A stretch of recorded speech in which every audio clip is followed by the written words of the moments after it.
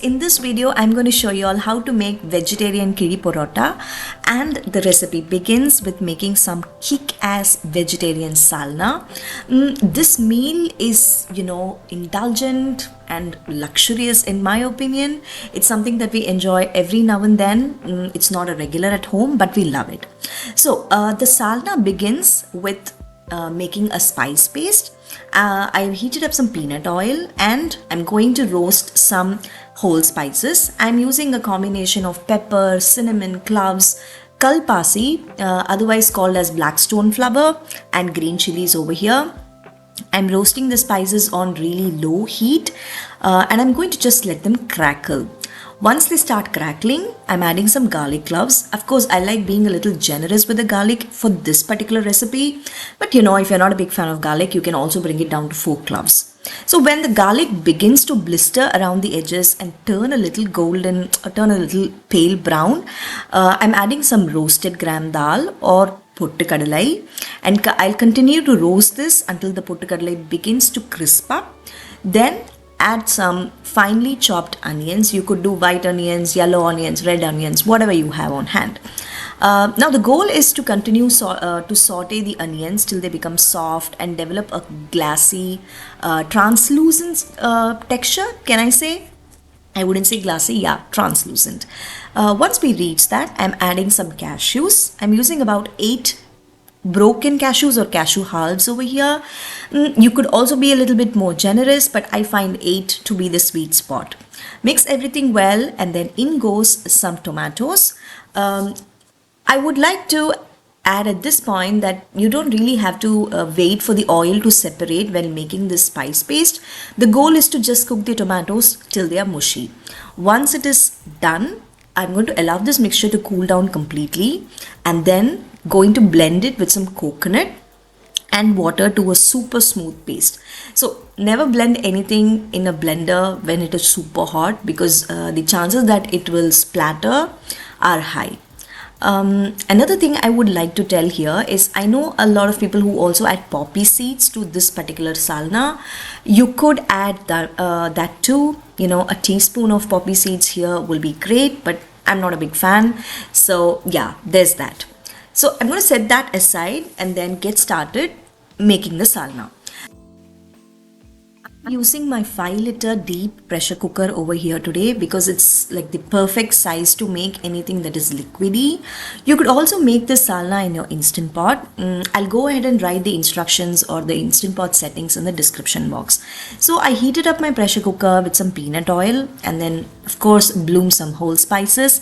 I also added mustard seeds at this point to my salna along with bay leaves. The entire list of spices will be there in the description box too. Once the spices bloomed, in went some thinly sliced onions, and again we are going to allow the onions to become translucent and completely soften up. I like adding a pinch of salt to quicken this process up.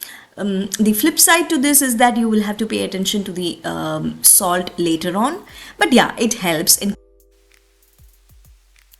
Once the onions are sauteed, I am adding mint leaves and coriander leaves. These add so much flavor and oomph.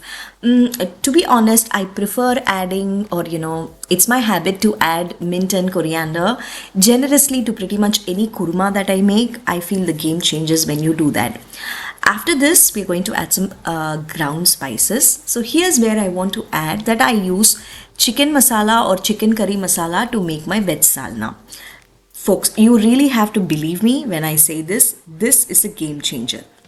And for all those who have thought about this earlier, let me tell you, chicken curry masala is a spice blend and it is vegan, also vegetarian, so you really don't have to think about it.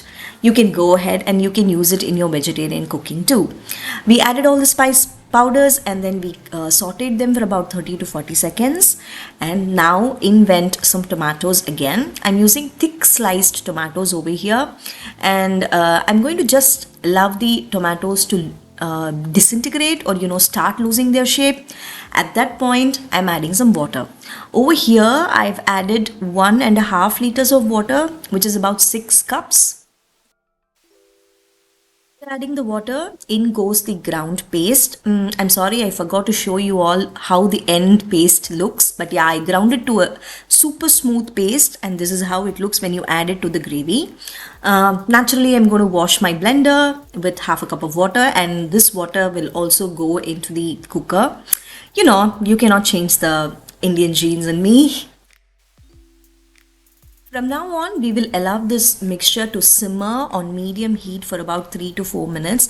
This helps all the flavors to melt together and to get rid of any raw smell in the masala if there is. I also felt that I added a little less turmeric, so I added about a quarter teaspoon of turmeric at this stage. Again, the remaining salt that I needed for the entire salna also went in at this point.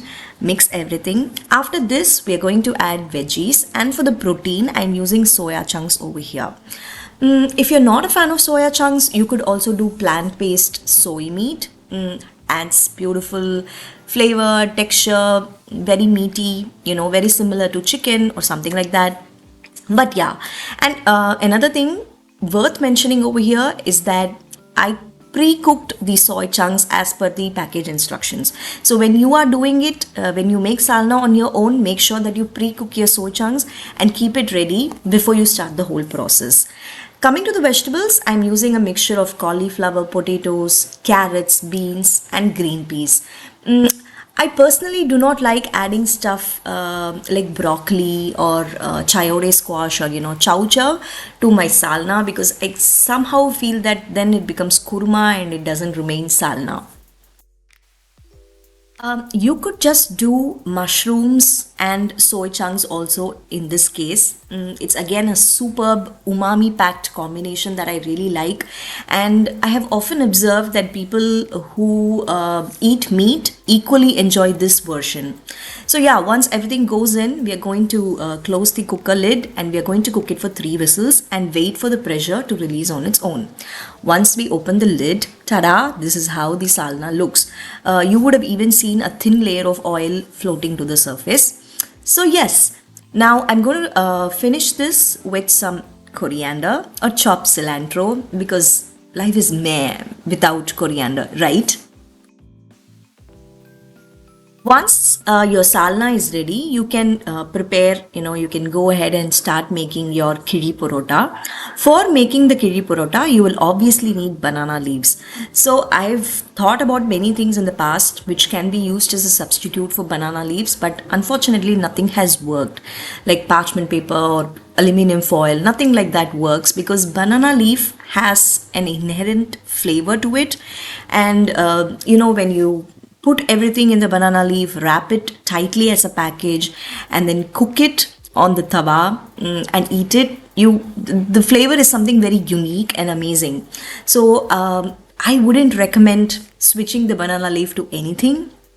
And this step is also important. Gently heating up the banana leaf so that you soften it up so that it is not firm when you're wrapping it. After this is done, you can cook your parotta. I'm using frozen parottas over here, but in case you choose to do homemade parottas, then please go ahead and do it. Works well. To make one serving of Kizhi Parotta, I'm using 2 parottas here today. And for the first layer, I'm using about 1 to 1/4 cups of salna. On top of this layer will go another parotta, and then we finish with a 1/4 cup of salna then. So be very careful when you add the salna, because if you add too much salna, then you will not be able to wrap the banana leaf tightly without leaks. So I find that 1.5 cups to 1/3 of a cup, the ideal measure to make one serving of Kizhi Parotta. So once you wrap it up, you can go ahead and you can tighten it with a thread, a cotton thread or cotton twine. Here I am just using the fiber that you can get from a banana leaf. If you pull off the edges in a banana leaf, you can use that to tie up your Kizhi Parotta packet as well. So now this is done. I preheated a tawa, and on the top of the tawa I'm placing this wrapped Kizhi Parotta. I'm going to allow it to cook on both sides on medium heat until the banana leaf turns almost brown.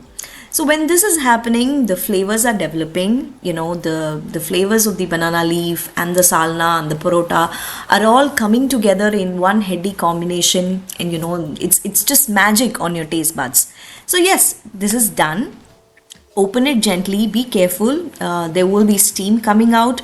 Learn from my mistakes. I have burnt my hands once or twice. So yeah, after you open it, serve it with some lemon, a creamy onion raita, some more salna, and something sweet by the side, to balance the entire plate. So today I served it with parapachadi. Sorry, not today. The day I shot this video, I served it with parapachadi and onion raita, and of course a wedge of lime. But do what you want. You can choose whatever dessert you want. Oh, and the most important thing is enjoy this kiri parotta while it is piping hot, and top it with some more salna before you serve it. So while you eat, you have to mix the parotta, which is drenched in the salna, along with the raita, and then eat it. That is absolute heaven for me. So tell me if you all like this recipe. In case you try it, then you can tag me on Instagram or Facebook at Tomato Blues. I'll see you all soon in another video. Till then, take care and bye-bye.